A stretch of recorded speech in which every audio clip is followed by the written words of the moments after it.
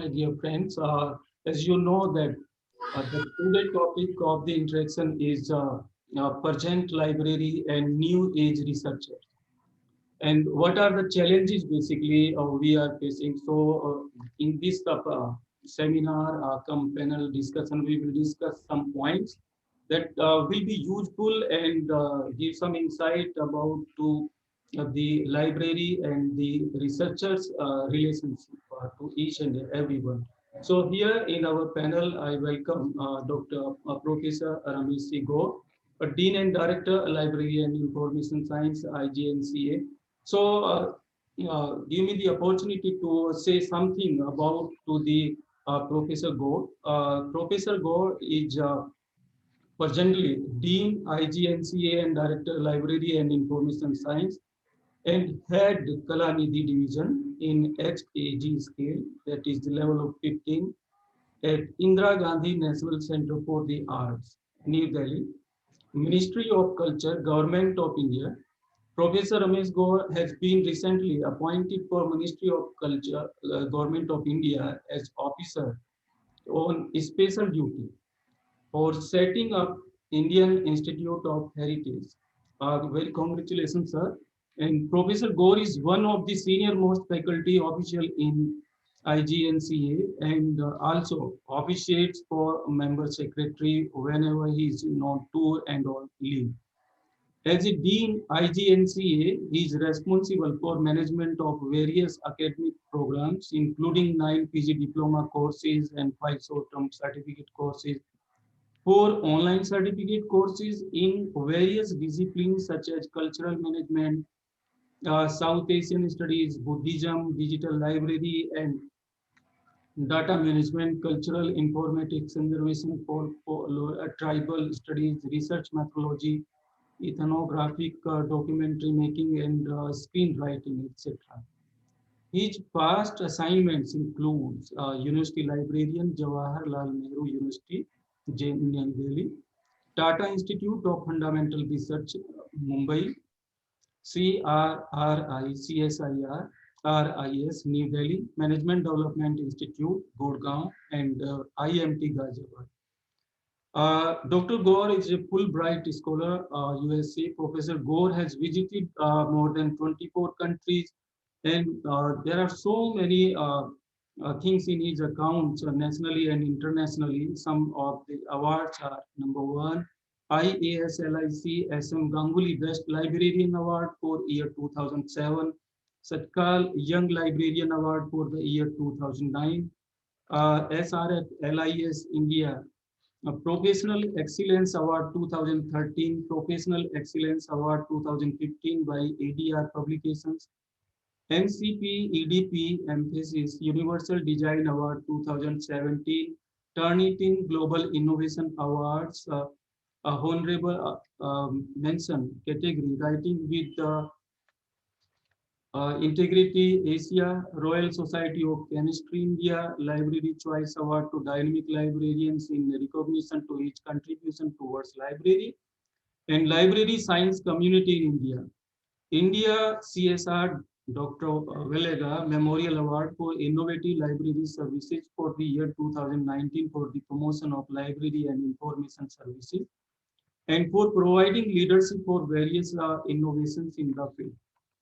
These profile actually is important that our young researcher basically know about to him and their contribution for the country, India, in terms of the development of the library, in terms of the promotion of the work.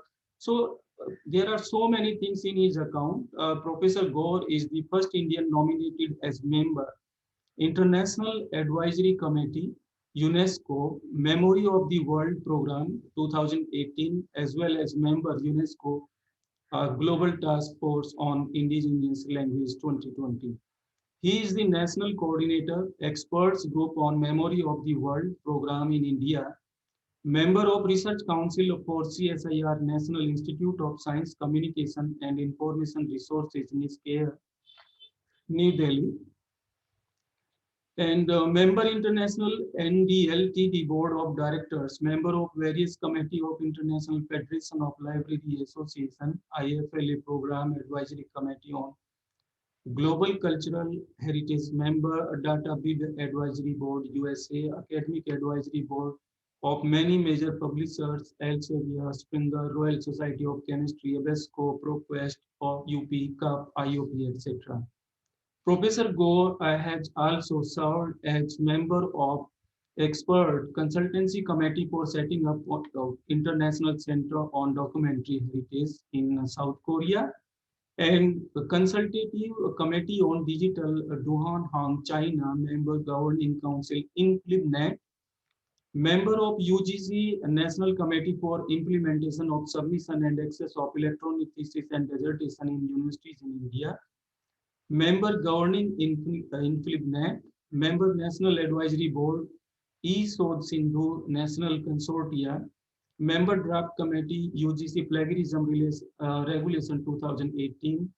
He is a was member of Library Advisory Board Committee of various university institutions in India.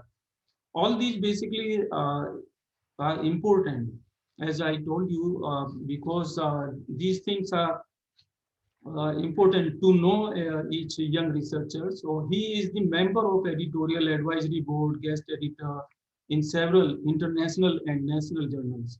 In over 31 years professional career, he has authored and edited 10 books, has written over 70 plus article papers, and has presented, delivered over 600 talks in various national and international conferences, webinars, workshops, etc.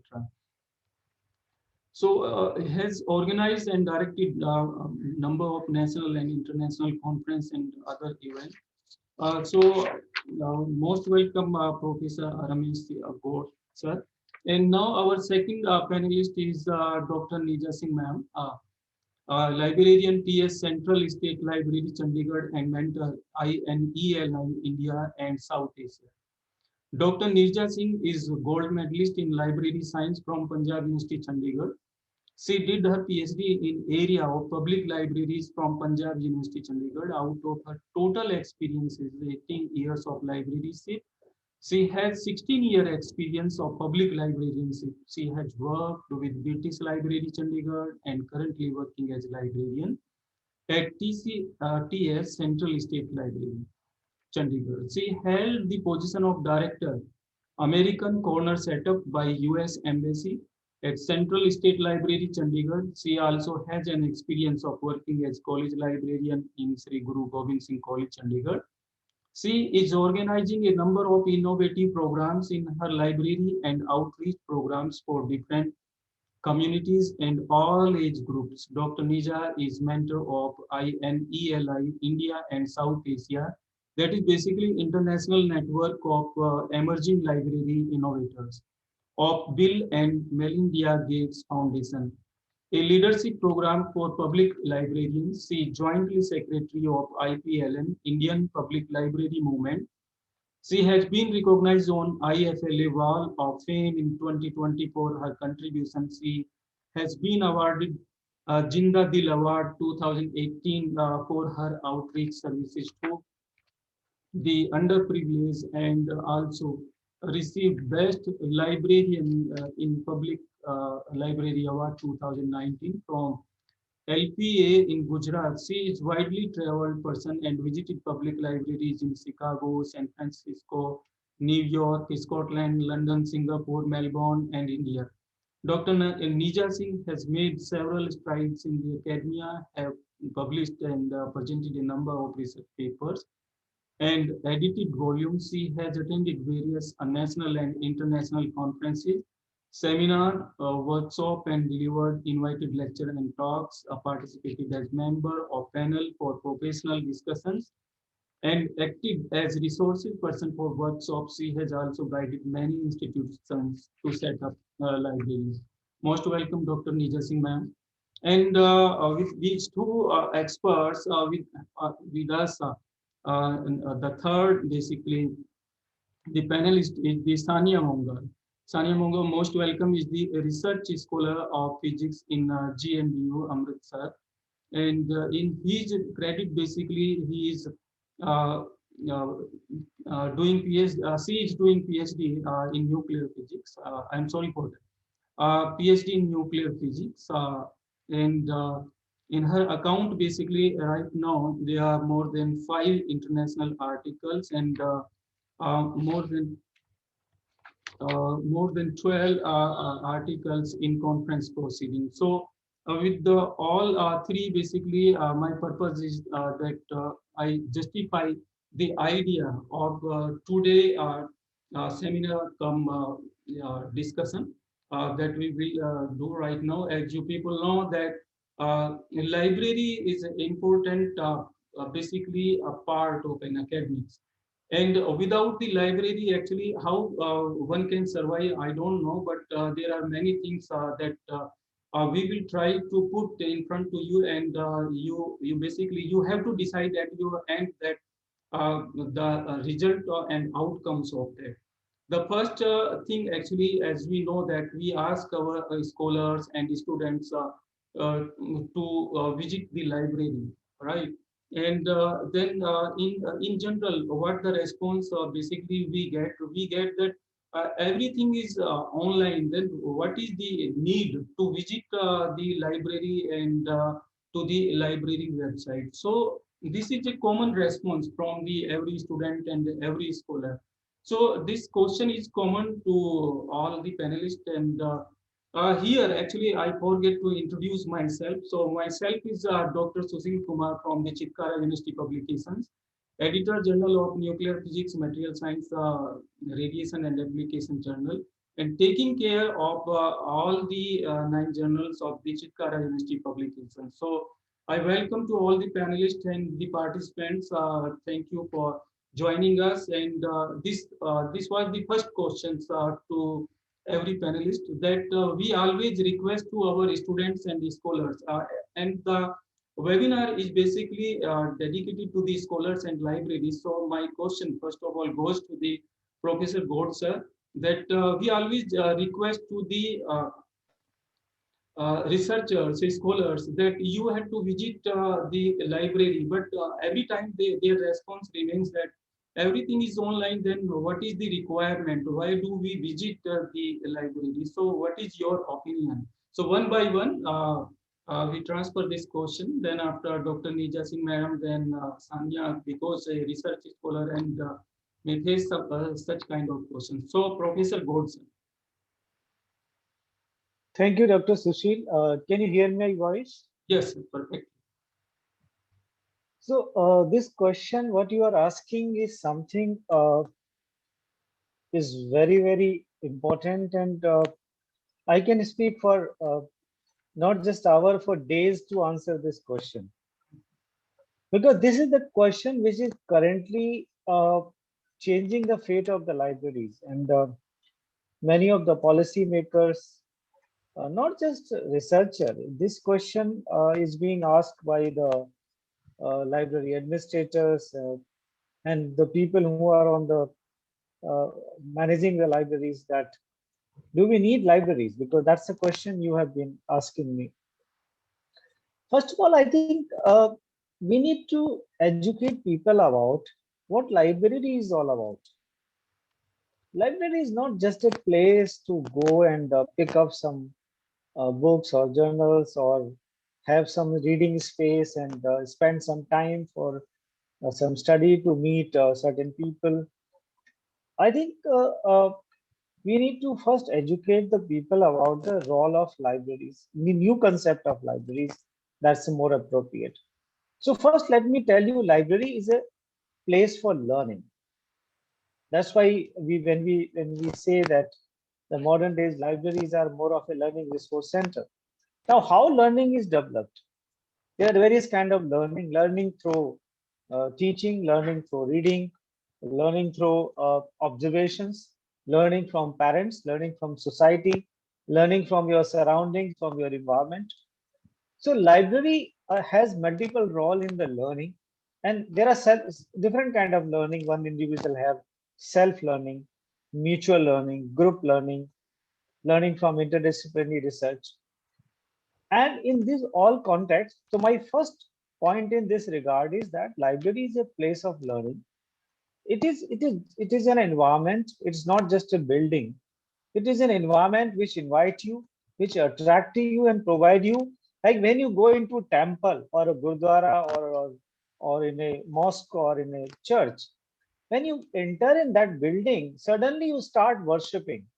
Nobody asks you to do that, and suddenly you forget about all the words of problems and issues. You just say, God, please give me strength, do me this favor, do me this. So suddenly we start worshiping. Similarly, when you enter in a library, your mental horizon opened up and you start suddenly realize that here you are to learn. So the first thing is library is not a place just to pick up the books and to get it issued, and it may be media is changing from print to online, but library is something which is very important. That's the first point. Second point, it is when we talk about group learning or interdisciplinary research in a university system, I always advocate for interdisciplinary research and central library. Why? When a social scientist interact with a scientist, when a humanity expert talk with the scientist, there is a generation of new ideas, new interdisciplinary research. So it is a kind of place where different types of minds meet each other, and they discuss various issues and share the knowledge and gain from each other from mutual learning. Then come the third component. The modern days libraries are not just about uh, online resources. It is about like take example a residential university. What is the best place for study? Can you study in a hostel? I know Sanya may ask that. You cannot concentrate and focus in the hostel room because some friend is coming, some noise is coming from the adjoining room, and you cannot concentrate on that. Apart from that, the most important thing which I'm telling you, we have to understand internet is to complement, to augment, to supplement library. Internet is not a library. Internet is not even a digital library. So internet is having many things, but what is most appropriate for you, what is most authenticated for you, which is the most relevant source of research for you. Do you know about deep web search? When you search on Google, Google will never tell you that which is the most relevant result for research. Google will never tell you this information is a fake information or misinformation or disinformation. Internet will never tell you.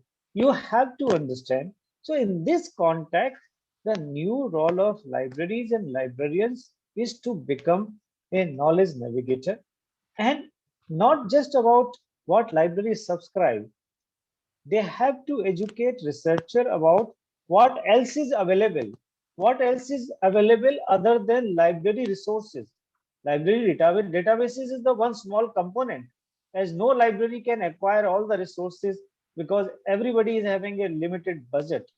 So apart from guiding about library resources, a library and librarian can guide you about what is good in terms of open educational resources, what is good in terms of e-learning, what is good in terms of open access resources, which journal you should subscribe, which you should not subscribe. Going beyond that, it is libraries to engage researcher in enhancing the quality of research. Tell me, let me narrate my experiences of JNU. In 2011 October, I joined in JNU as a university librarian. I'm talking about a most important and most reputed research university of this country. In this university, nobody knows what is plagiarism. Nobody knows what kind of softwares are available to detect plagiarism. Nobody knows there are reference management tools like EndNote, Mendeley, or Zotero to help in automatic citation. Nobody knows any concept of that, how to enhance the quality of research. And as a librarian, I introduced that in this particular university. So this is the another way, like how the library can engage a researcher into the library. This, and then comes to the next important way, how library can develop partnership with the student. Again, I will quote an example from JNU. I set up a GNU Student Mutual Forum. That is a combination of faculty students, and I was the vice chair of that mutual forum. Vice chancellor was the chairperson, and under this mutual forum, the researcher used to organize weekly lectures in the library. The speaker was the student, chair was the student, and vice chancellor was sitting in the audience.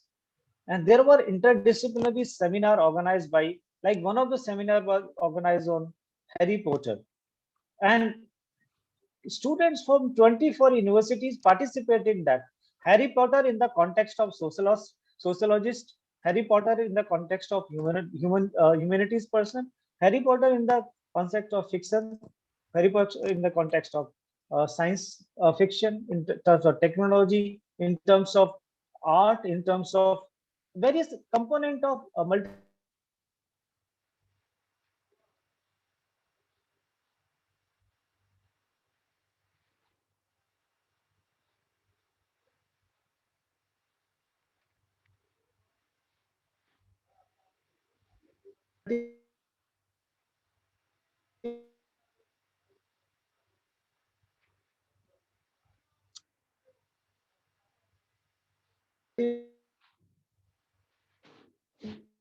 research. So what it is all about in present context. I think I will stop it here. Nija and Sanya will add more to it. Thank you. Dr. Nijam. Thank you so much, sir. As Dr. Ramesh Gaur has already mentioned about the relevance of the library environment and the librarian acting as a knowledge navigator. I would like to further mention here that the internet, although is a powerful tool for information sharing, but it takes human advocates to stand for information freedom. And here lies the role of librarians and the libraries. And as compared to the e-libraries or the Google and whatsoever information is available, I think it's just searching a needle from the haystack. There is so much information available over the web that to identify the right information is a big job. And here lies the role of the librarian. Apart from that, regarding the environment, the library is such a safe place. As we see on the internet, there is trolling, there is cyberbullying and all such things. But one place that is library is such a, you can say, an inviting place, a warm place, and a safe place where you can interact with the librarian as a friend, and something that the library or the librarian is not tracking on you to keep all your search history, all your information that you're searching. You're so open to everything and anything. And as sir has also mentioned regarding the distinguishing between the fake news and real news, this is also so important about that. You can say that burden of information coming on you and you don't know what is the right information, what is the wrong information. Similarly, apart from that, libraries do not censor everything and everything. All the resources in the library is just available for you whenever you want to. Specifically here, I'm talking about public libraries. Apart from your academic environment, this is one place. Although public libraries in India might not be having so many of online resources or e-resources, but even with the traditional resources that we are having, the gazette notifications, any amount of manuscripts and all that, we know deep inside what is there in that. And basically primary resources. So the librarians can really help out the research scholars and whosoever wants that kind of information. Thank you. How do you think, Sanya ma'am, because you are a research scholar and you might be faced such kind of questions from your supervisor or from your teacher side. So what is your experience? Actually, when I joined my university as a researcher, no researcher used to go to library, but I was actually loving to go to library always, because in my college days also I used to go to library. But when I had gone to library, I do not encounter such things like the librarian is helping me out in finding the manuscript or the thesis work. No people was interested to help me out. Moreover, over there, we cannot always go and download our papers. We have to always carry our laptop, our copies, some books also. So it is very difficult to leave our research lab and go there always. And moreover, the resources over there, like the books which we require, they were all not available.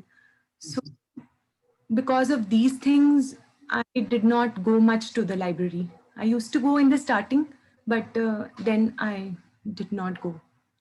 Right. Right.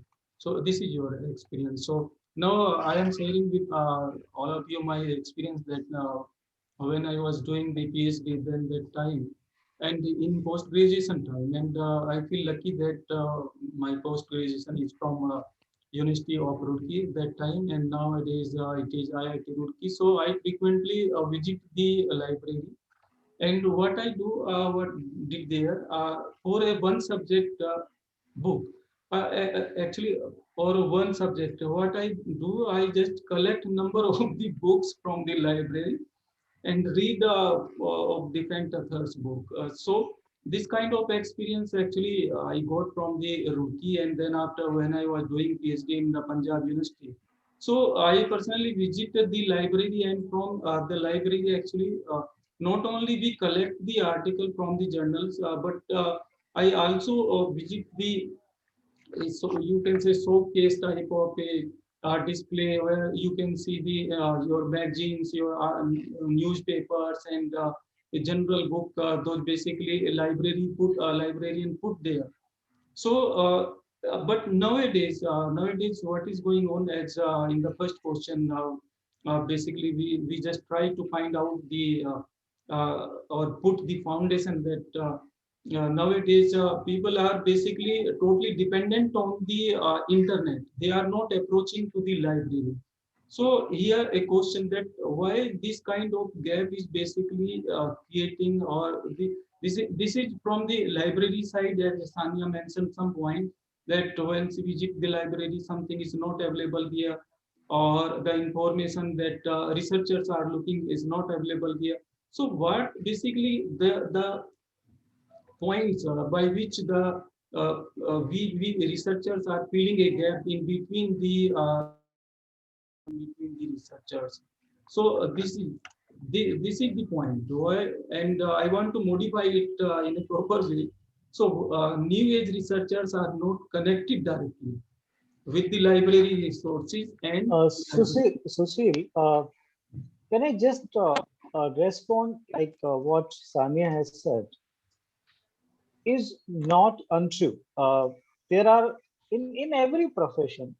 So there are good libraries, there are bad libraries. yes, There are good libraries, there are yes, poor librarians. And what experience Sania is narrating, it is because of multiple reasons. First reason uh, that library may not be headed by a professionally trained good librarian. Second, it may be having lack of resources. Thirdly, it may be having certain kind of lack of technology implementation or orientation, proper orientation about new age technologies. So there are number of reasons. So what we are discussing here, that it is not just about libraries. It is about even good doctors, bad doctors, good hospitals, bad hospitals.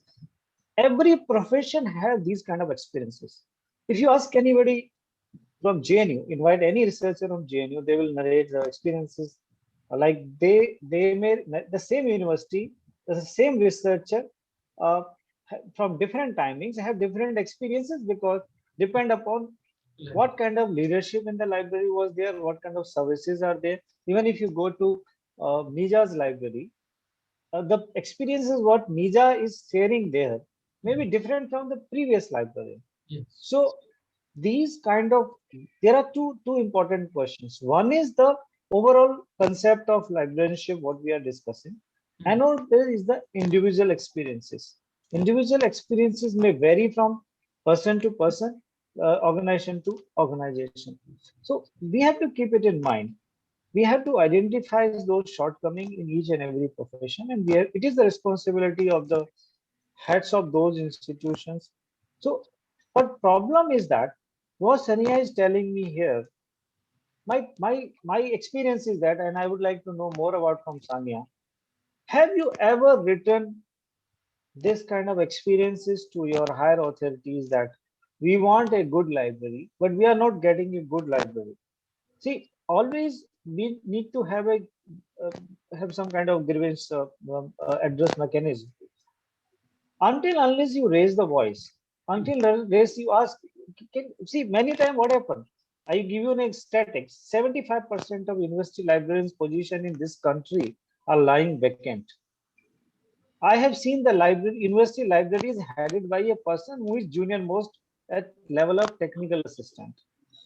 So what is the problem? Like, this is the collective responsibility of the faculty, the researcher, staff, and the student to ensure that you have a proper staffing in the library. You should have proper budgeting in the library.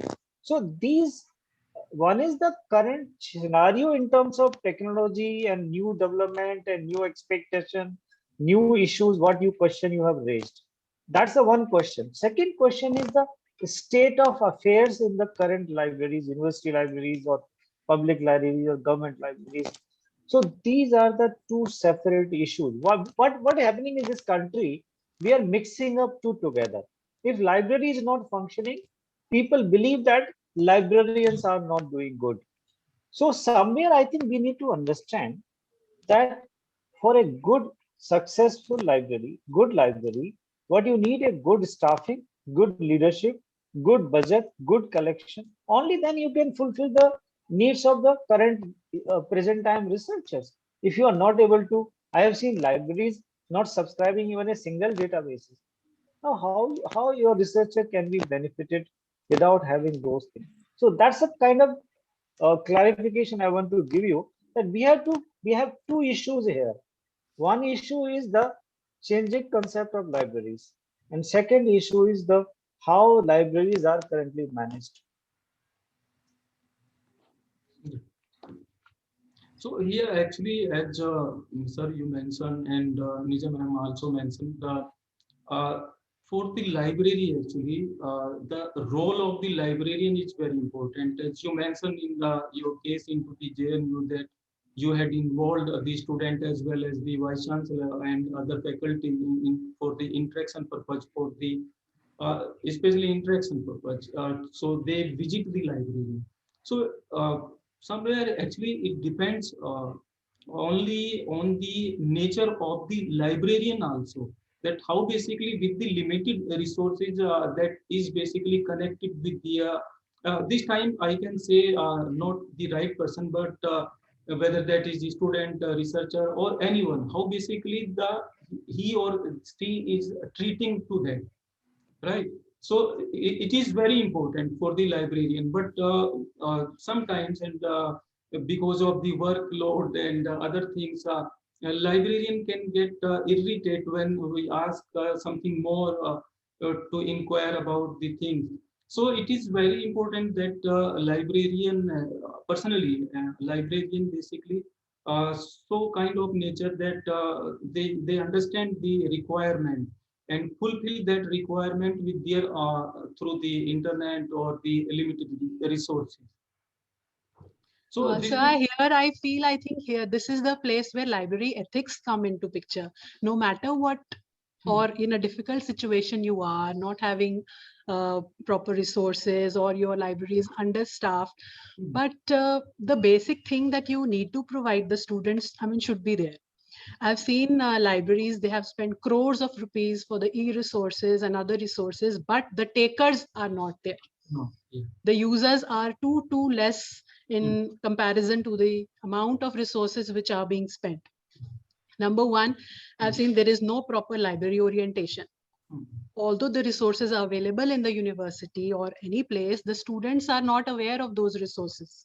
So some kind of an orientation should be planned, that maybe at the beginning of a session or maybe a part of their curriculum, that they are made aware that these kind of resources are there.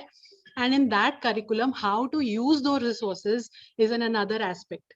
Because if even if they are there, how to use it is another challenge. Because as you rightly mentioned, that maybe the librarian doesn't have time at that point of time to address that student, but if he has that proper orientation in advance, there is certain an edge over that he will be able to search those kind of resources. So I think this kind of an environment is really important. And on the librarian's part, I think some kind of soft skills or communication skills kind of a course should be introduced in the course level. Because I also have experienced in my library that librarians are not wanting to come forward and address the audience. So there also there's a gap. They do not feel confident in responding or carrying out communication with the research scholars, or for that matter, any student or any user. So there is a gap in that. One thing I am feeling here that this is a kind of initiative that librarians basically have to take in terms like boards say that they approach to the students and the faculties into the JNU. So librarians basically have to take the initiative in their own institute to come up with the faculty, researchers, and the students together. So they can create basically this is a very important thing which I feel right now. So those are the only basically responsible person. And here one thing I also feel that I don't know this is the fact or misconception that ICT had created the gap between the library and librarian and the researchers or students or not. This is the misconception or fact. No, ICT is a very, very helping tool.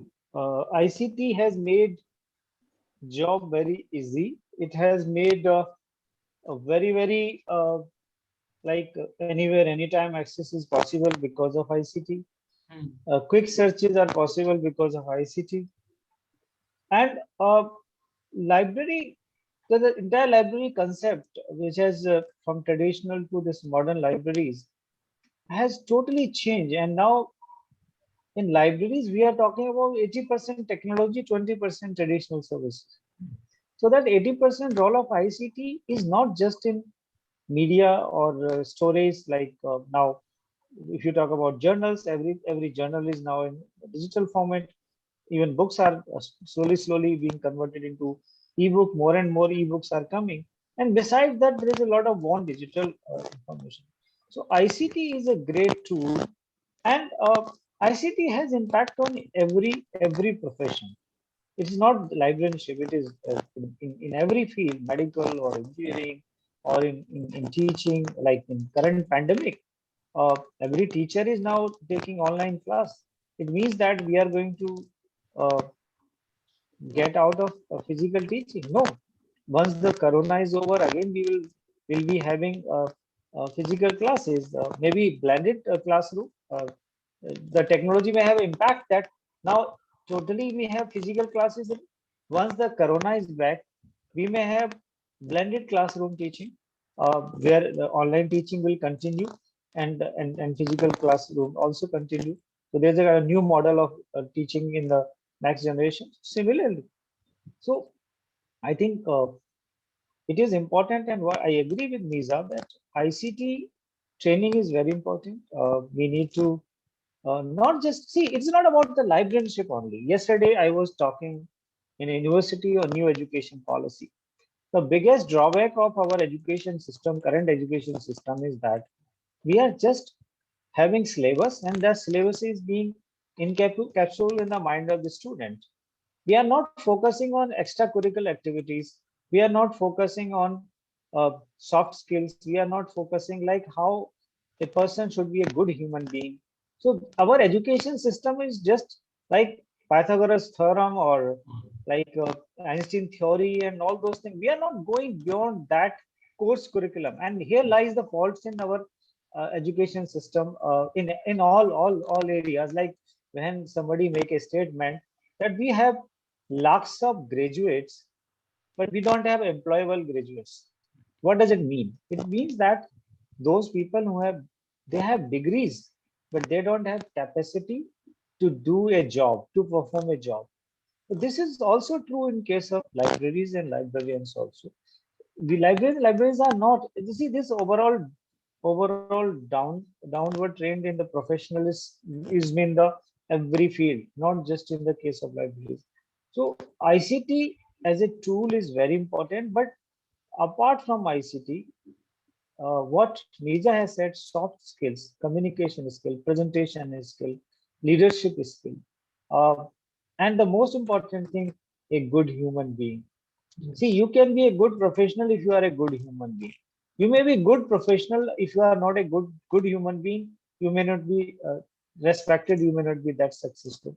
So the first criteria that how so we should produce good human beings. Then we should produce good doctors, good engineer, good librarian. And ICT has its role, and it will always remain it like that. And I think we have to live with it, and we have to understand importance of technology, and we have to take it with folded hand. That it is to help us, not to create problem for us. Dr. Nijam, your opinion, misconception or fact that ICT had created the gap among the librarian and the scholars? I don't think it has created a gap. Both librarianship and ICT will always go hand in hand because of the various tools which are available in ICT. It definitely promotes the usage, but it goes hand in hand, and librarians' role should not, ICT should not overpower librarians' role. It will work best if they go hand in hand. I feel that a driver of the ICT is the librarian. How basically it drive into the campus or in any institution. Sanya, I have a question for you that how basically you search the article. Uh, you how we suppose you have to search any article. So how basically you search that particular research article by using the Google or something else? When I am in my lab, then we have Wi-Fi routers of the university, which have subscription to various journals. Yes. Again, subscription of all the journals is not possible. So we use pirated sites such as Sci-Hub, That is etc. a different thing. But if suppose you are using Google Scholar, or I mean to ask this question, you are using Google Scholar or something else like other academic search engines. Do you know? Do you have some kind of idea of the academic search engines? No, I don't have much idea. I used to use Sci-Hub site. Right, that is the different point. We are not actually here to discuss that thing. My mean to ask that you are using only the Google Scholar, not other, right? So my question to you, sir and madam, that most of, especially sir to you, that most of the people and most of the researchers know only the Google Scholars, but while there are many academic search engines are available, so why the librarian people don't convey this kind of message to the institutions that these are the academic search engines which you have to use? Personally, I feel that Dimensions is the biggest data that is comparable to the Web of Science and Scopus. Sushil, I think let me give you. When I started talking about plagiarism in 2012, I was the first one to organize first national workshop on plagiarism in 2012. That time, nobody in this country, no librarian, university, or I never seen anybody's having programs on research and publication ethics or talking about plagiarism. So I don't have any hesitation in claiming that I'm one of the pioneer in introducing this awareness about plagiarism on this in this country, because later I became the member of the committee which drafted plagiarism regulation. And today, if you see, each and every university library, each and every HRDC center is having programs on research and publication, and we now have this 2 credit course also on research publication ethics. So sometimes we need to take a proper momentum, and I think in this direction, I would like to give credit to, apart from me, credit to Facebook and LinkedIn, because I was very regular since the 2017 when I started working in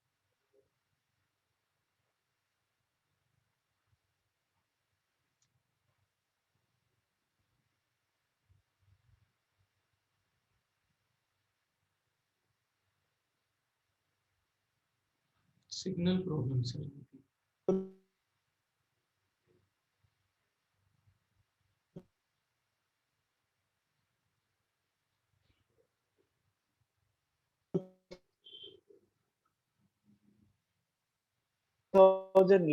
to upload my all activities. When you search on Google, Google will never give you the correct answers. And you should, for academic and research engine, I always say that, okay, for academic and research, don't search on Google, search on specific search engines. So in this context, it is important. Role of librarian is very important, and many of our librarians colleagues are also not aware of it. So the most important thing is that we need to educate researcher about this web, which is divided into 3 components: surface web, deep web, and dark web. So we need to tell them, like, what you search on Google or any other standard search engine is called surface web. What we search using certain academic search engines is the deep web, which contains a lot of academic data. Like, take example, NDLI. NDLI is such a beautiful site from India, but Google is not indexing it because Google index just 15% web contents. Rest 85% web contents are not indexed by Google or any other standard search engines. So what we need to educate our researcher is that 85%, the major part of the web contains a lot of valuable information. Take example of Internet Archive. Take an example of so many important resources which are not, and specific search engines designed by the professional in different field. Like you talk about free lunch or Bankrate or log, or so there's so many hundreds of deep web search engine in the specific field. So I think that is the one area where librarians has to play a very important role. They have to educate the researcher. And you ask me, like, why library academic researchers should go to the library. That's another important thing, that why library is important for them, because librarian is able to guide them. "Okay, you are working on this topic, and this is the best search engine for you. You should go and search here, and you should look for information here, and you will get most authenticated, peer-reviewed information." And even beyond that, this predatory publishing, uh, how to find out quality open access journals, because librarians should guide the researcher that these are the predatory journals. You should not use contents, you should not publish in these journals, you should not uh, uh, contribute to these journals. So in that case, you can avoid using those low category contents. And so there are a number of such examples and area on the web where librarians is the most appropriate and most knowledgeable person. Here, it may be a debate that how many librarians are really prepared to take up that role. This may be this may be the question for the librarians, that you have to develop that skill so people start respecting you. And this is the way you can gain the respect of the research scholar, when you guide them. Yes, you are doing research on this.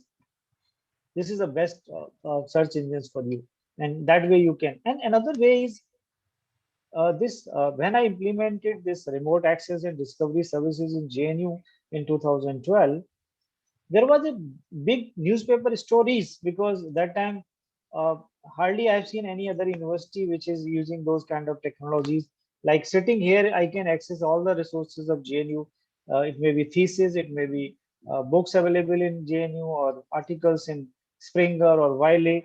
So those for federated search or the web scale discovery, implementation of those kind of search tools and technology is also very important for libraries. So these are the two very important areas where librarians have to develop skills and they have to transfer those skills into their users. It may be a public library, it may be academic library. It is relevant for each type of library.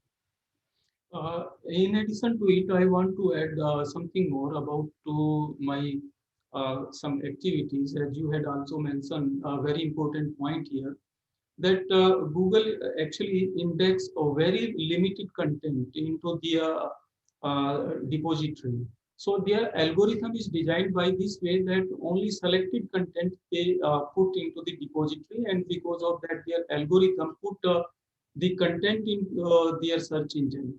So you are right, but this kind of information or this kind of skill basically is the demand of the present time, where the librarians basically get to equipped with all these things. As you, I want to add that point basically now. Most of the publishers actually nowadays mention that their articles should be optimized according to the search engine, and they provide some important idea there that you have to use this these keywords and the role of the keywords, and explain the number of the things indirectly. When I was studying the scientometric study and this bibliometric studies, basically I did work into the nuclear theory, and when basically studies all these things in a bibliometric term and scientometric term, observe the networking and other things, I had observed that this search engine optimization terms, most of the terms comes into the scientometric study itself. So through the scientometric studies, or the librarian frequently do the bibliometric studies. Very few people are using actually the particular tool actively. They are using some manually. I don't know or what type tool they use. Very few people I have seen using R and this R signing into the publication. So when I was using this R and through this INE, actually I had studied this bibliometric studies. I found very interesting things in my research area. I found the keywords of the used by the author, used by the journal, and the duration that. And now this time, basically, I had studied more than thousands article immediately, and from that I can explain that this is the emerging keyword, and from that I have to focus on it instead of the that particular keyword which has been died earlier 5 years earlier back, right? So this kind of knowledge actually most of the librarian kept in their research, but they don't transfer this research to the regular researcher in their institutions. So why those librarians or the people basically are putting this kind of information on their own? Why they are not basically utilizing this information for the institutional research and this for the researchers? So my question is that scientometric studies can help the new age researchers, right? So so they can basically improve the traditional research, they can find the emerging area of the research, so that basically may be useful for the country. So why these the librarians or those librarians, those who are basically doing the bibliometric and scientometric study, at least in India, transfer this type of concept to the researchers or do this kind of workshop on a regular basis? Dr. Gaur, sir. Uh, uh, Sushil, very important question. Basically, what happens? Dr. Ranganathan, who was the father of library science in India, Yes. he was a great library scientist. He did wonder to this profession. Actually, he created institutions, he created libraries, he created positions for the libraries. And the kind of theories and principles what he uh, formulated have been recognized all over the world. But what happens wrong with that entire hard work done by Ranganathan was that in this country, sometimes some good things result in a very bad management. So he created positions, he created library science schools, institutions, and at that time, there were no many professionals available in this country because suddenly positions like take example of government library, the position up to director of libraries were created in Delhi Public Library or in universities. There were a professor of library science, and so there was no good professionals available, and same time it will take time in getting some a new generation of the professional who are really professional in this context. So what happens? Many positions were just went to the people who were not properly qualified. They were not having qualification in the library science, but because our our policy makers have to fill up the positions, many positions were given to the people who were not, like I can give you an example. When you are a uh, office attendant or something, clerk, later become the director of library in a, so what will happen, that the kind of positions created by Ranganathan, I think the best thing should have been we have a implementation plan in phase wise manner. Once the positions are, where we have good library professional people, we should have positions to be filled up, or we should have invited some people from outside India to have the positions of the heads and then generate the new generation of so in this context, what happened, like many of the good library science rules, laws, it may be colon classification, it may be bibliometric, somehow later we were not able to get right replacement for Ranganathan to take carry forward the principles and ideas. So it's a kind of mix. And another problem is that he is able to create convince government, but there was no plan to educate society about the role of libraries.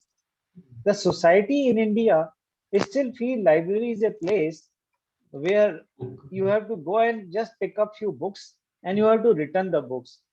Nobody in this country knows anything beyond the backdoor operations being done in the library. Give you a very interesting example. When I got married, I was working in a company called ICER as information officer. My job was of a librarian, but my designation was information officer. I got married, and after few months of my marriage, I got selected in a lab, CSIR lab, Central Road Research Institute. The position was junior documentation assistant. So what happened? Like I resigned from ICER because I have to work in a big setup. ICER was a small library.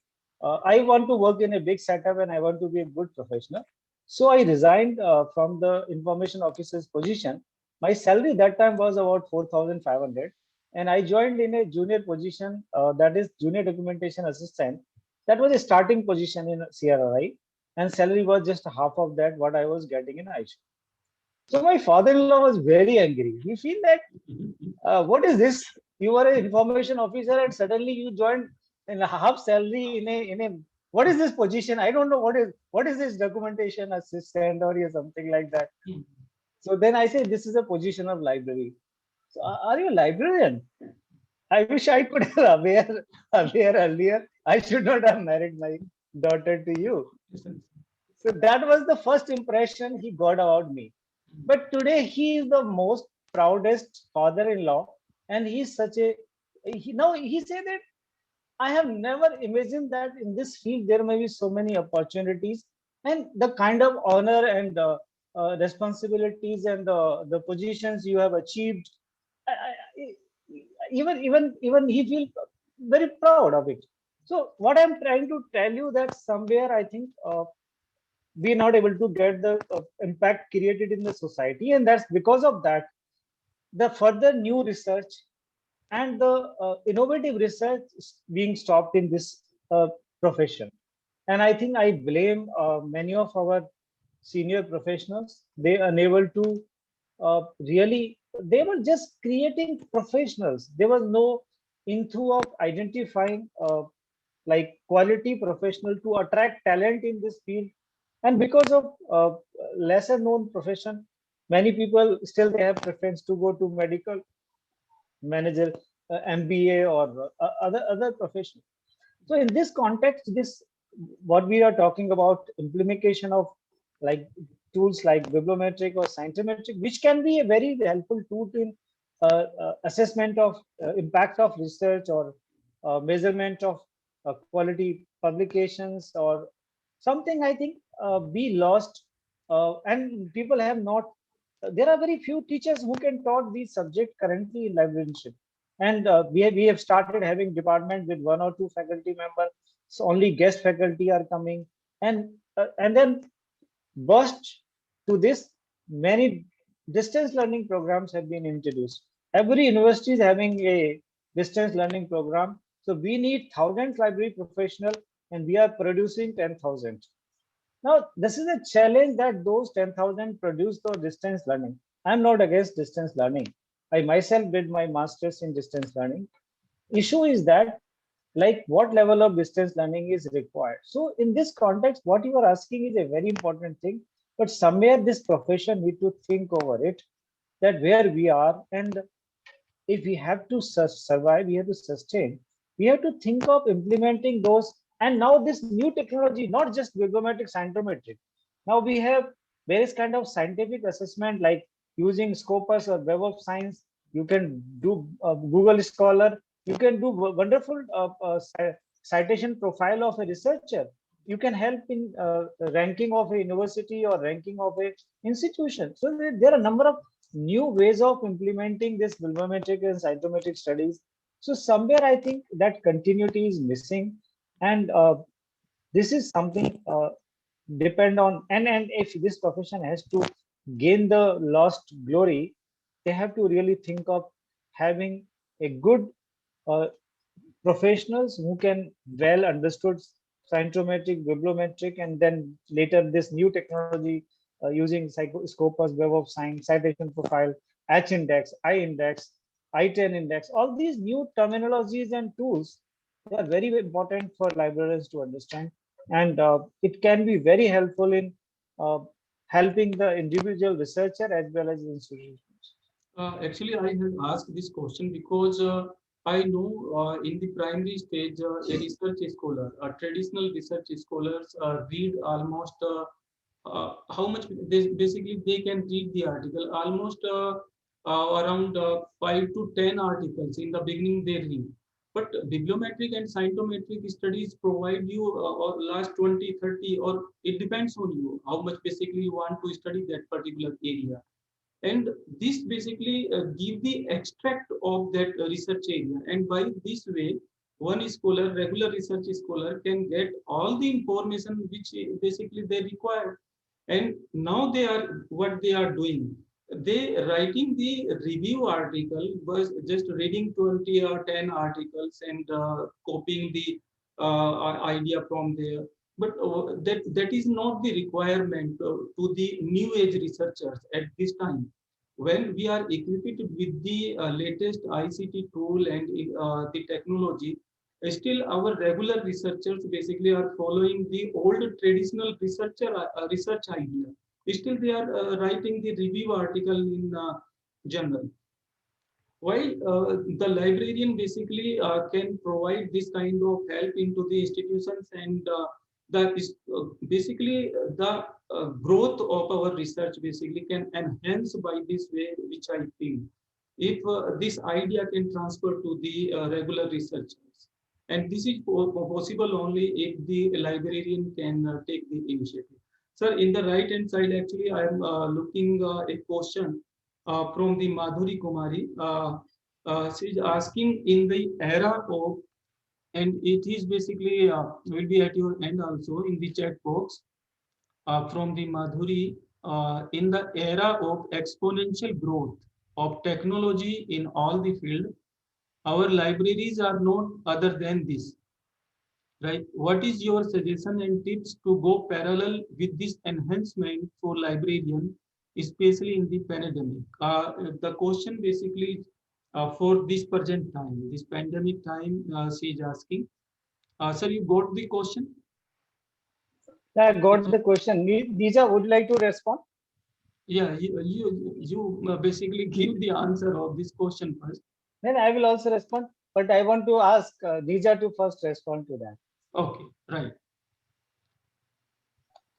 So I think technology has played a great role during these pandemic times. Even if at the libraries or the librarians were not using technology, rather we can say forcibly they had to use technology and get into this to cater to the society or research scholars or students. Like for example, in our public library also, uh, I think we just had a Facebook page, we had a blog, but as such, no activity was being carried out. But during this pandemic time, we could think of other ideas and innovative things. How could we go about it? So the ways we started using ICT, like there's a story voice app, we started using that in which we could directly tell stories to children. And then events through Facebook Live. And like everybody, we also learned how to use Zoom, how to use the Google Meet and other platforms to connect with our members, interactive storytelling sessions, and whatever we used to have offline came online. So different kind of workshops. So all this came on an online platform. But specifically, if we say about researchers, I think it had been a setback because a lot of resources which are subscribed by the universities, they were only available through LAN on the in the university or college campus. So I think if there was a remote access facility, they could have used those facilities at their places. I understand copyright and other issues are always there, but these kind of facilities I think should have been there, because as in Punjab University, I was talking to their colleagues, so they say that the remote access is just available within the university campus or maximum to their departments, and that too only with the teachers there. So they can further refer it to the students. But I think for this open research environment and all, these resources should be accessible at the other level, the other side also. Thank you. Yeah, thank you, Nija. Basically, my suggestion and message to all young librarians like Madhu Kumari. See, it is true that technology is to help us. Technology is not to control us or uh, make our life miserable. It is making our life very very easy and very helpful. So first thing, we must know what are the technology required to help us. We also need to learn these technologies, and it is not very difficult. I will tell you, I did my computer science degree in 1989. Now, what languages I was taught? COBOL, BASIC, Fortran, Pascal, DBase 3++. And I don't know Nija has heard about it or not, because these were the languages which I never used in my life. And whatever technology I have learned, it was through self-learning, through books, through computer. So first thing is that as a professional, whichever professional we are working, first we should identify the technologies which are helpful in our work. I give an example. We talk about library automation. Many people just wait for the software to get it automated. I have automated a library using Microsoft Excel in the beginning. There was no software, but I used Microsoft Excel as a tool to get library automated. Because what you need to have a proper listing of the publications, and you can search, in Google, Excel also. So what I'm trying to say there, that first you have to identify which technologies are required for your users, for library automation, for library digitization, for providing remote access. There are plenty of open source softwares. There are plenty of free softwares. Only thing what we need is the willingness. We always give excuses that we don't have funds, we don't know about this, but it is not very difficult to learn any technology. For human being, I don't believe that you can't learn something uh, which is helpful to you. I'm talking about tools, various tools, because these tools are uh, there are people available in your nearby library or in profession. You can take help from them. So the most important thing is, after identification of technology, something you can do yourself, something you need help of an individual expert, something you need help of a company. So you identify those institutions or individuals which can help you in implementation of that technology. And particularly in pandemic, Nisa is right. The people who have never used computer, the teachers in schools, they have never touched the computer. They were taking online classes. So those old age teachers, like 55 or 57, verge of the retirement, and they were teaching through PowerPoint presentation. They have never heard of PowerPoint presentation, and they are using PowerPoint presentation for teaching. So what can be the better example of adaptability? So I think we have to adapt with the new technology. And what is important in the current context? Like in GNU, when I was leaving, I think before that, I started one project which was not completed. Like in a university system, every student is given a list of suggested reading, recommended reading, or essential reading. In all every course outline, there is a list of the books or articles or other sources. Now, what happens? Like there are 100 students in a class. Everybody is searching those references on library website, databases, or so now calculate each student is searching all those 100 references, how much time they are devoting. As a librarian, what you can do, you develop a small page and you search those 100 references and connect the full text wherever available, full text wherever available, metadata to the that particular course outline. So what will happen?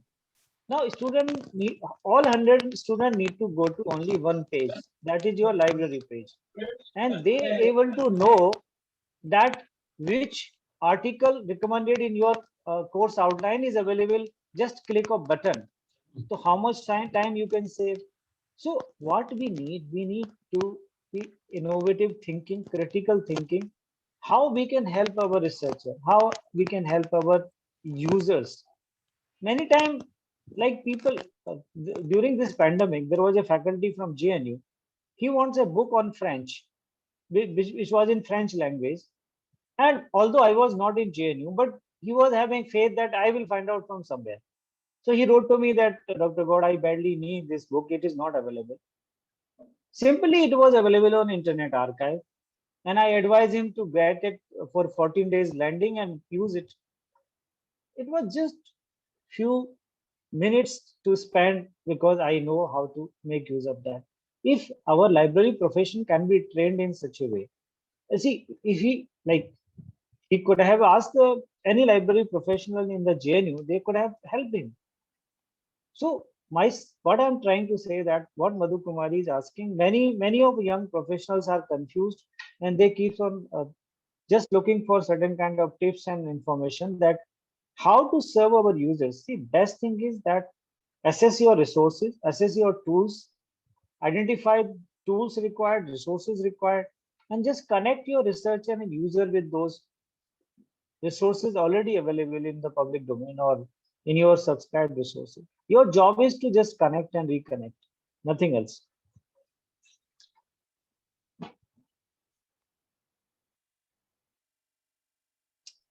So, Sushil, you need to unmute. You are on mute. Yeah, yeah.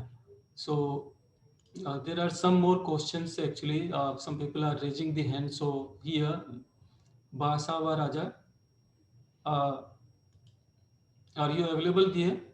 So now we are taking the questions. So if you are available,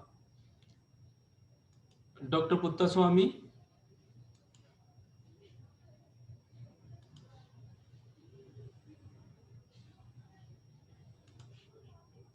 no. APTEL, Ministry of Power. If you have any question, you can ask. If there is no question, then other question is again available into the chat box. From the Neetu Kumari side, she is asking, what is the role of school librarian in this pandemic time? How and what library services can a school librarian give to users?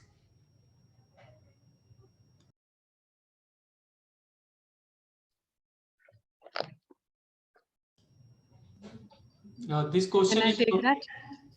yes. This Okay. So at this time when the schools are closed, I think majorly the school children are suffering because they are in the development stage and they are away from their peers. Interacting with the peers and in the school environment is very important for the child development. And in particular, the library here has to play a very important role. I think there's a big responsibility on the shoulders of the school librarian here. Now, since the students cannot be there in person, you can try to give whatever facility you were in the library period that you had, library hour or library period, those kind of online activities you can do with the school children. Like for other subjects, teachers are already taking classes, but one period should be a library period as well. In that, maybe you can have activities like dictionary session or map quiz, atlas quiz, storytelling session with the children. So these kind of online communication should carry on, not just this, but other important resources which are freely available on the public domain. They can be identified and links to those can be provided to the children. Maybe you can create a kind of a web page in which class-wise resources are there, or some resources, reference resources which are there generally could be put up. So you can step in with that role. Also, another thing which has been coming up these days is human library. That is also a very good option which you can start, and I think it does not require any kind of an investment or anything because teachers are available with you. You can involve the parents of the children who are there willingly. They belong to different professions and all, so a kind of a you can say an introductory thing to the various professions they have, very basic at the child level. So that kind of a series can be started. So a lot of innovative things can be sort of, as I always say, or it has been said, where there's a will, there's a way. You can do a lot of things. Yes, thank you. one more question. What is the role? What is the role of public library in this present time? Actually, Dr. Nija, ma'am. So as I already mentioned in one of the things here, that public library also has a very important role here. I would say rather the public library is serving from a small child or not even a born child. You can say, they say that a child is able to hear when he or she is in the womb of the mother. And if we have to connect people to library, so it comes right from the beginning at that time. So similarly, like what I said for school libraries, those kind of sessions or storytelling sessions, workshops, personality development, communication, what all we have been doing in person can come online. Initially, when the lockdown started, we at Central State Library, Chandigarh, we started with a family drawing competition on the theme of staying indoors during Corona. So that was just not limited to children, but the whole family, and in which they drew pictures about what they felt or what kind of feelings they had that they denoted. And we kept it a family affair because everybody in the family could be involved in that. Because at that point of time in April last year was when everybody was sitting at their homes, and even the parents, they were at home, children at home, grandparents at home. And we literally had entries from ranging from the child to the grandparent who drew it together. And similarly, we shared online resources which are freely available in the public domain. We also have WhatsApp groups of different age groups, for in the sense member categories like small children, housewives, senior citizens, And for senior citizens, it was a really big challenge because although other age groups were quite well acquainted with the technology and they could read online also, but senior citizen was one lot which were ignored or they felt themselves neglected. So for those people, we started with these home delivery of books. Although it was with full sanitization facility, the person who used to deliver, because at that point of time, our peons, our attendants, they were free because the library was totally closed. So we engaged them in those services with proper you can say sanitizing and with proper care. They used to deliver the books. When the books returned, we used to quarantine them for 15 days. So that is the how we carried it on. Then further, we had poetry recitation and different competitions so that we could keep the community involved. So these kind of things we carried out. So how did you manage the basically in the Chandigarh city or Tri-City, all these The facilities? Tri-City actually. We And how, basically cater to Chandigarh, Mohali and Panchkula. Hmm. Cities only, not districts, because it becomes a big area then. but it was a very difficult task, similar to the e-commerce. So you are receiving the emails or messages for the book, and then after delivery of it, and then collection. So it Yeah, managed. mainly it was done through phone calls because senior citizens, some of them, they weren't equated with even emailing part. Okay. And when the library opened, the main users or members or patrons that we had were senior citizens, right lined below in the library that do something for us. We want books. What will we do in our free times? Our sons and daughters, they are involved in their work from home. They're sitting on their computers. We have nothing to do. How much of TV can we see? So that One more question here from the APTEL Ministry of Power, New Delhi. He's asking, who are the readers in a human library? human library is quite open, anybody and anybody who is interested, because they are basically not we cannot aim any particular thing, but it depends upon what is the topic of that and who might get interested in that particular topic. For example, you might interview a writer who says about his writings, his experience, how he got into that, which can further motivate others to do that. And these things get documented. You can even, I think, have feedback from a cobbler. Like, how does his life go? How did he get into this? How is his life all about? So I think from anybody, and the user can be anybody, it's quite open because you got to listen it. Obviously, some might not be exclusively for children. They might be adult topics, but it is open for everybody.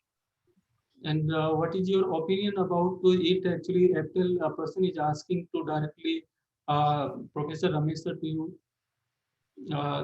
He basically writes, if Ramesh sir explain, then what will be the opinion, I think, about to the human library?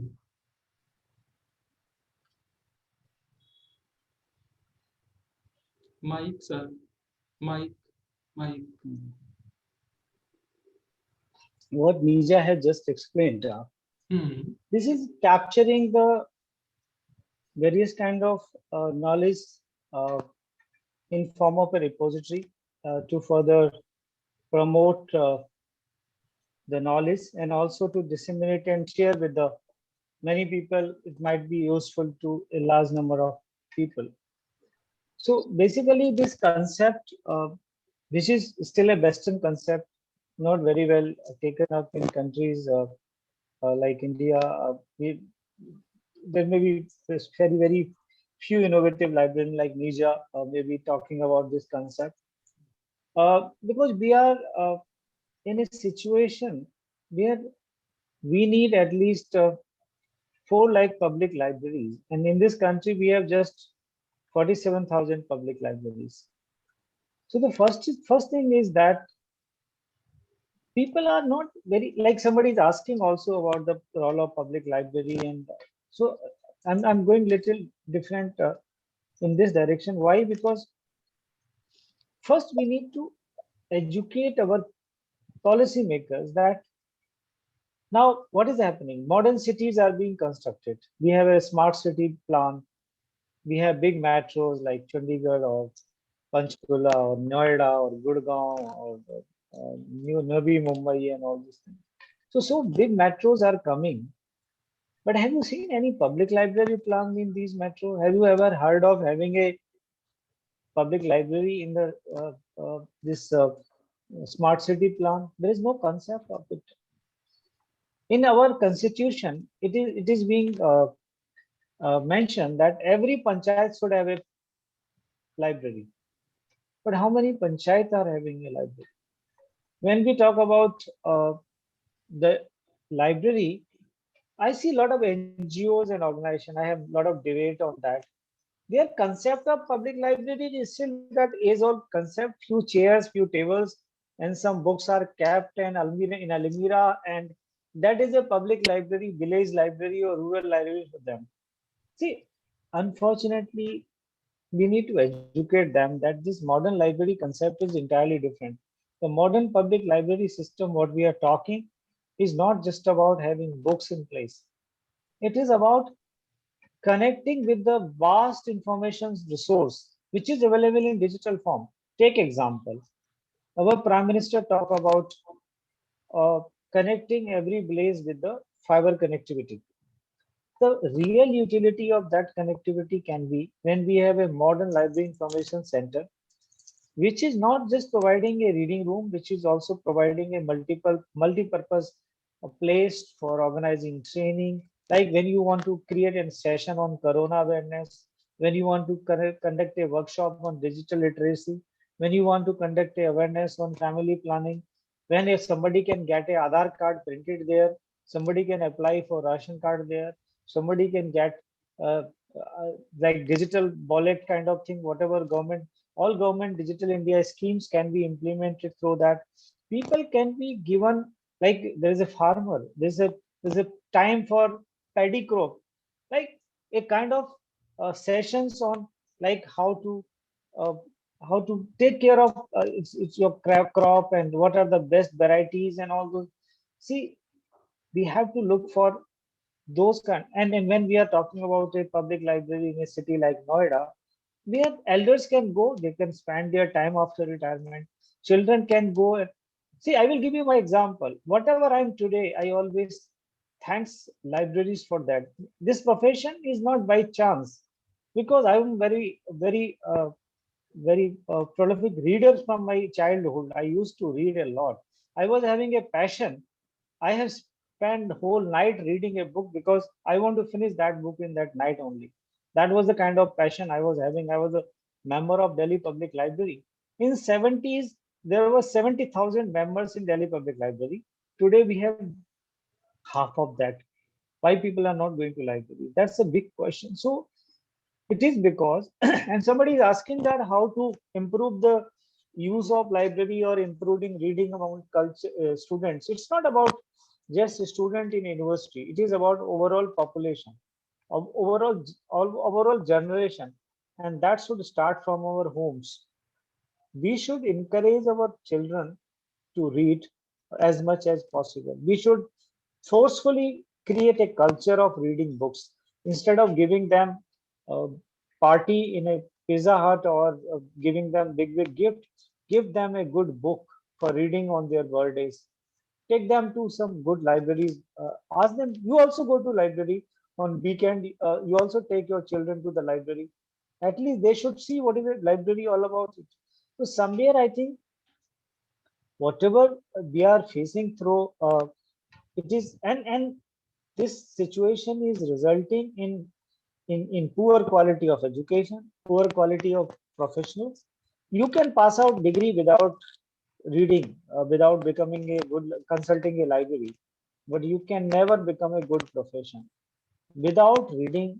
Not possible. So I think somewhere what we are talking is like it's just a small issue, and if you go beyond preservation of cultural heritage, so much manuscripts we are losing, so much cultural heritage we are not able to project, and it directly connect with our present system of society.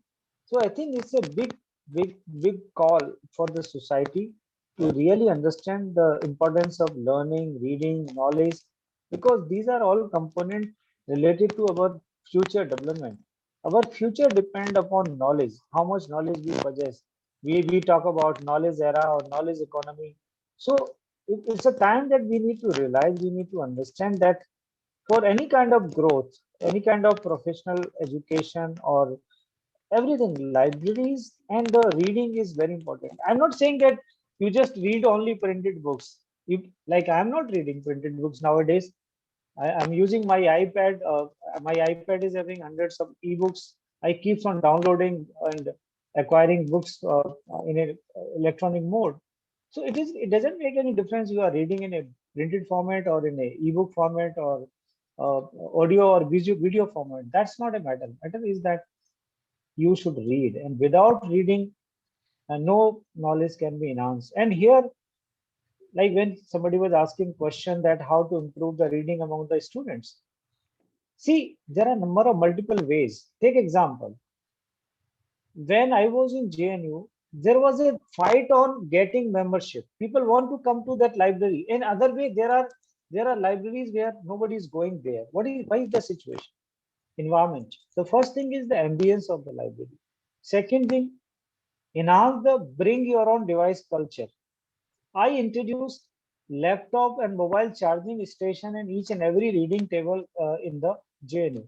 So when a student is coming with a laptop, they have mobile and laptop charging, so the student can sit for as many as hours they want. Fully air conditioned, good environment, nearby canteen, good catering facilities nearby. So I think we have to keep in mind that if you have to invite somebody to our house, we have to make it presentable. We have to make it comfortable. So make it presentable, make it comfortable, and allow them what they want to read. Don't force them that you should read the books available in your library only. Give them option, give them choices, no compulsion.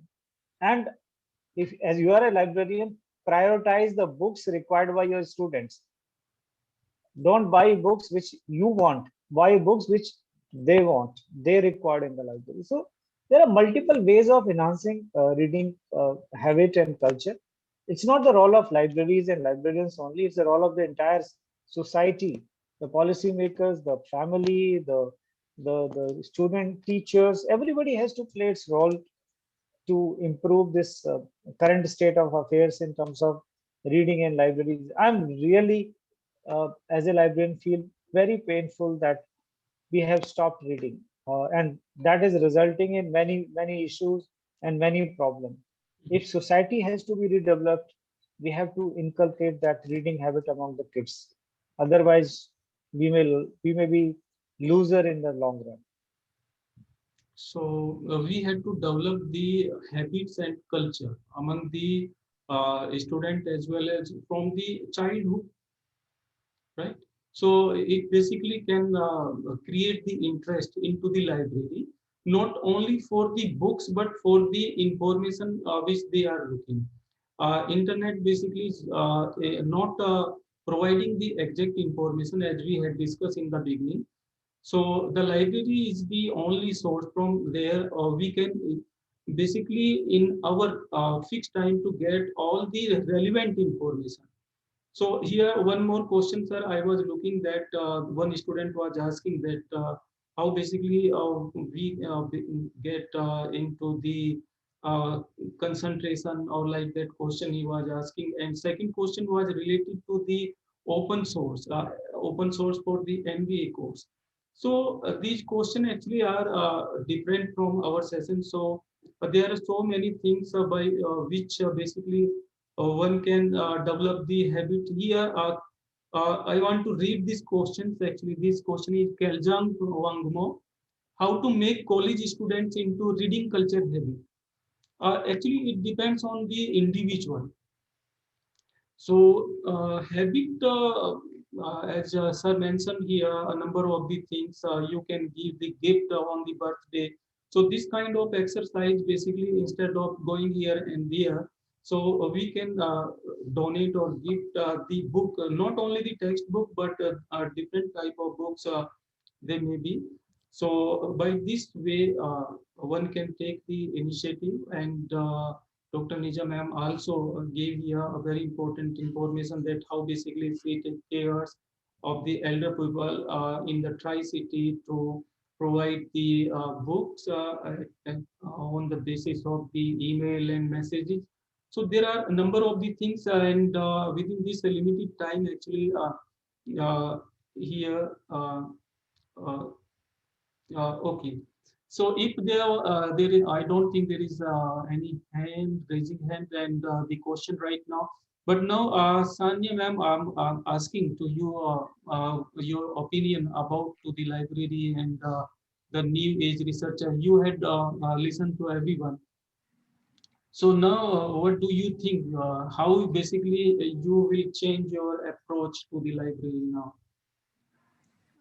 According to me, if I talk about researchers, then Mm, they are joining their pre-PhD coursework, then library visits should be also made compulsory so that they can interact with the librarian and mm. they can get to know about the resources over there in a Uh, better. yeah. You mean I want to explore this point.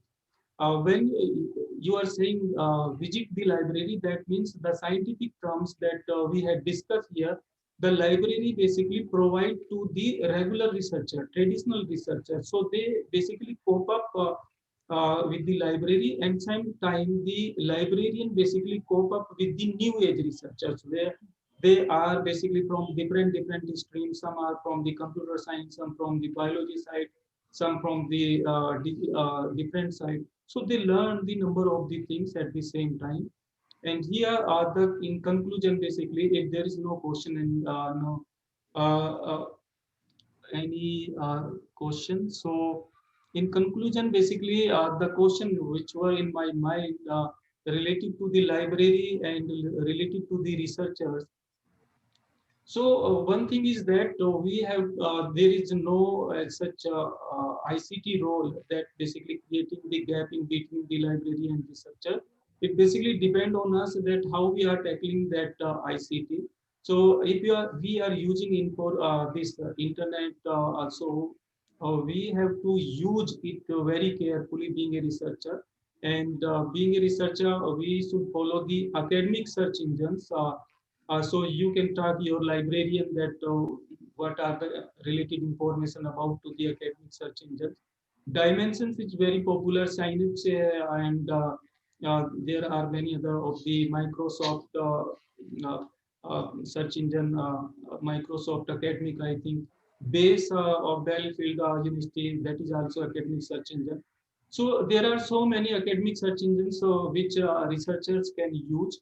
And similar information, actually, I request the librarians they provide to their research scholars in their campus.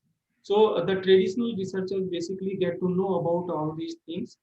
And at the second point, we had discussed about to the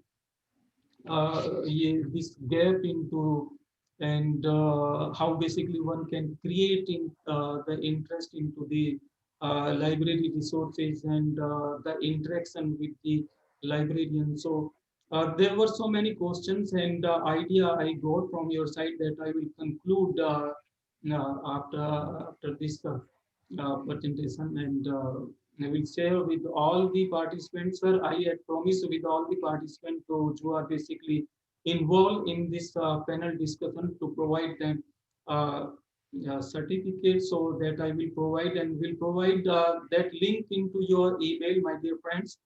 And here I am thankful for your time and your fruitful discussion, and you gave me enough time to explore this thing. And in future, I will share some more point here. Uh, I want to read one message from here from the Rakesh sir. Today's webinar was very informative, excellent, wonderful, and knowledgeable for me. Lot of thanks and congratulations for all the eminent speakers. Obviously, they are expert in their field, knowledgeable personalities, and all organizing committee for all. Right. Thank you, sir. And if you want to say something more or in some words, Dr. Nija ma'am, about to this new age researchers and the present library, because challenges we had discussed, and that I will share again with you all in text form. Dr. Nija ma'am. I would like to mention here, as Sir also said, that there was a question that how to inculcate reading habit among college students. So when I was in college at that time, mainly the college students used to come to the library for dating. That was the only purpose, and not pick up the resources to read, or library books were just lying on the shelves as such. So at that point of time, what I started was I collaborated with the teachers. I spoke to the teachers that you give some kind of an assignment to the students, so that they go to the college library and take out answers from there. The questions are supposed to be answered from the books available in the college library, and the references of those books along with the call number and accession number should also be there. So this ensured that they are going to the library and they are actually using those resources. So this was, I really got a positive response in that matter. So similarly, I would say that even for the research scholars at university level, the guides, they should guide their students as to what resources they should use when they go to the library.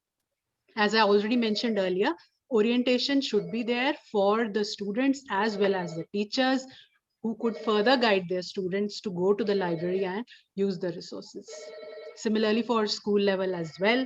And public libraries here, I would again like to mention that it is a very important component of the libraries as such, which has been ignored in our country, because that is the place where we say a people's university is being ignored. But mind it, it is such an important place to be. That is the place where children can go with their parents, with their grandparents. As Sir Ramesh Gaur sir already mentioned, that family's involvement is also very important.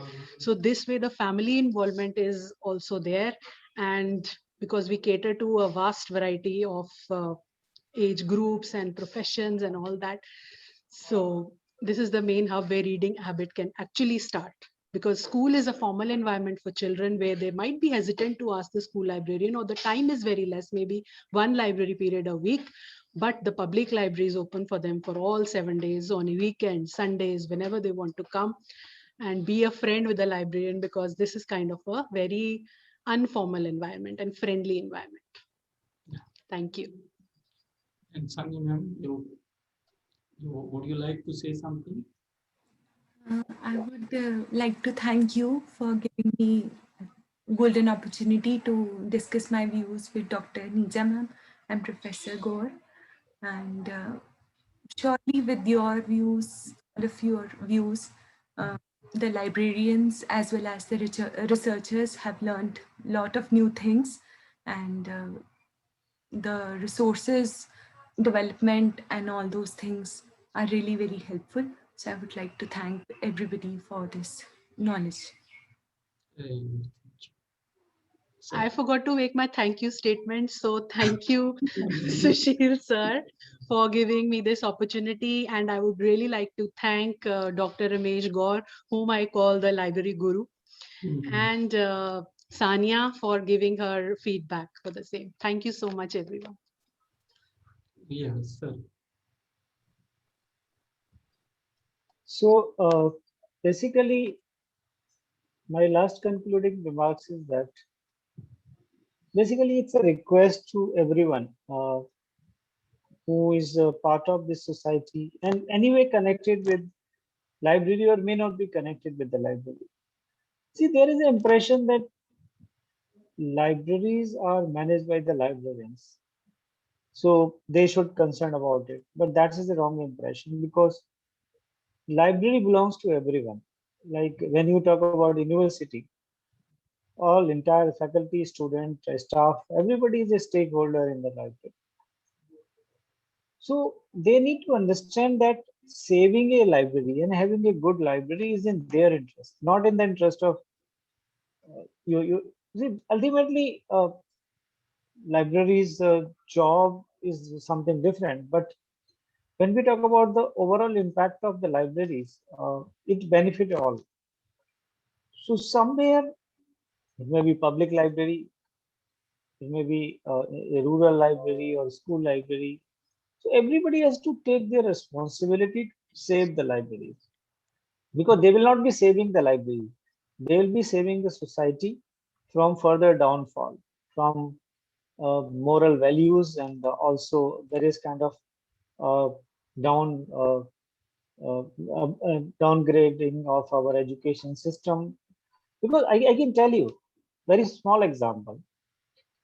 In 1980, India was among the top 10 countries in terms of original research. Today, we are not even among top 30 countries. When resources were less, there was a queue in JNU library on every Monday, because every Monday there used to be a new book arrival. Now resources have been increased. Online, we have been spending crores of rupees on online subscription.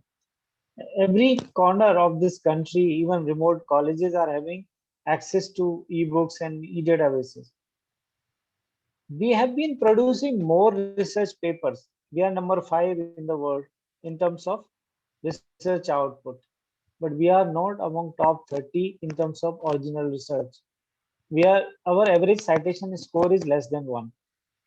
So why this is happening? This is happening because now we have stopped reading. We are more concerned about copying and just replicating the ideas. Somebody has already done it, instead of having creative thinking or innovative ideas and all those things. This critical thinking, innovative ideas comes only through reading. When you read something, you get a new idea. So, and how to read? You can read, you cannot buy everything in your personal library, or nobody is having that much money to buy expensive books and journals. So, library is the only source of this knowledge upgradation. And slowly, we are ignoring it, we are killing it. So, I think please stop it. And we need a big movement to save the libraries. Like, I'm not joking. I'm saying like what Prime Minister Modi has done this sanitation drive to create a sanitation culture in this country. I think libraries also need a big drive, international drive to save themselves, being ignored and being neglected and being closed down. It's not about a profession; it is about the entire society. So hope I think my this message may go to the people and they may think over, and let's start uniting and come together and let's do something to save the libraries. Thank you. Thank you so much, sir.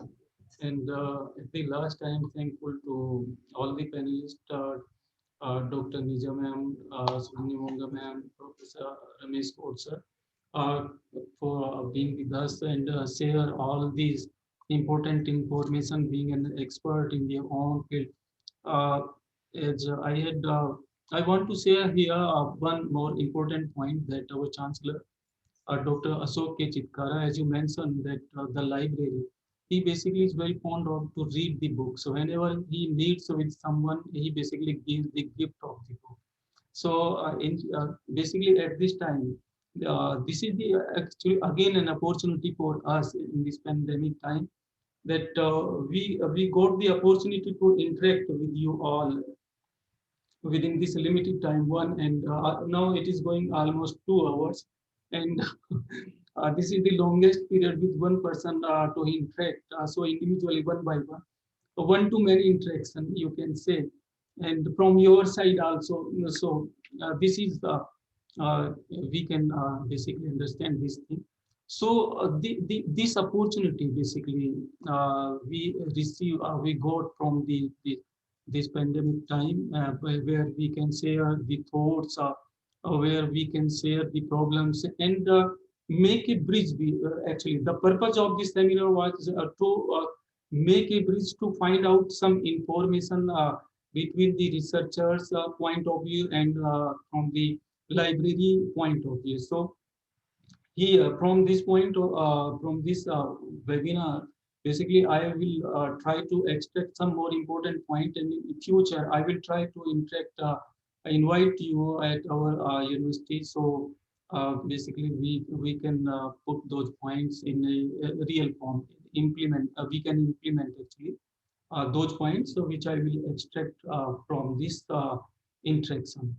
So to make it useful, thank you so much, sir, once again, and ma'am, Dr. Nijam, ma'am, Sanya, ma'am, for your time, and for all the participants who gave their spacious time, important time to us to listen us, and if somehow we skip any questions by chance, so I'm sorry for that, but in future I will try to create some more fruitful discussions. So thank you once again, sir, and ma'am.